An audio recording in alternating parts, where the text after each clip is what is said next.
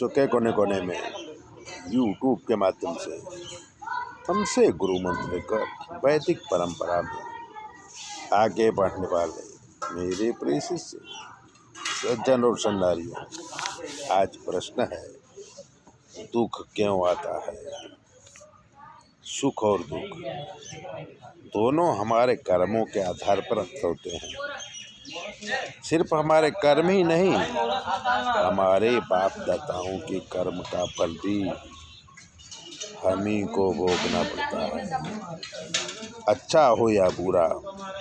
जैसे बाप दादाओं का करोड़ों रुपए हमें मिलता है, वैसे उनके पाप कर्म का फल भी हमें भोगना पड़ता है। 3 पीढ़ी के सत्कर्म हमें फायदा कराते हैं, 3 पीढ़ी के पाप हमें जो है दुख भी देते हैं। तो सुनो नाम बदल कर सत्य घटना, बहुत धनवान थे दादाजी, पर संपत्ति लूट और छल कपट से प्राप्त किए थे।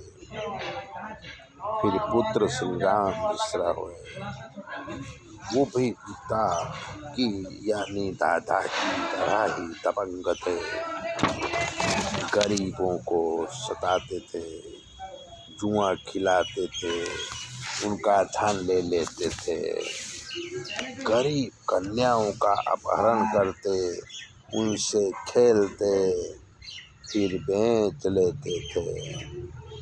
तीसरी पीढ़ी में हुए राजमणि मिश्रा, वो नेता बन गए और बाप दादाओं जैसा ही काम करते रहे। तब सरकार ने उन्हें परेशान करना शुरू किया, क्योंकि एक ब्राह्मण जो उनका भांजा था, उसने मामा पर केस कर दिया।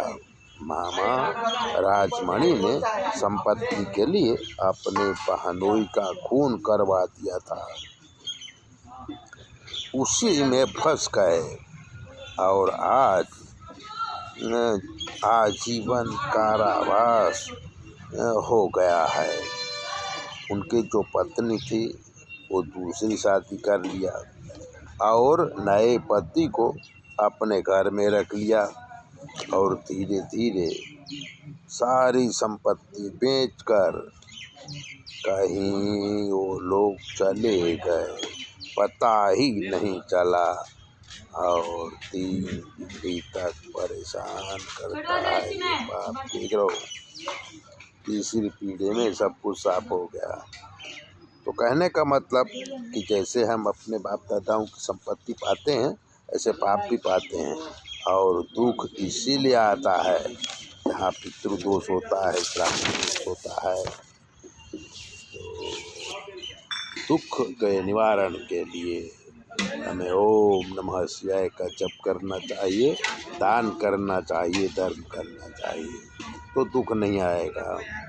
हमारा काम ज्योतिष का है, अगर ज्योतिष दिखाना है तो 9825200108 पर फ़ोन करिए, आपकी सारी समस्याओं का हल किया जाएगा और जो भी ग्रह दोष होगा उसका निवारण किया जाएगा। 9825200108 पर फ़ोन करिए।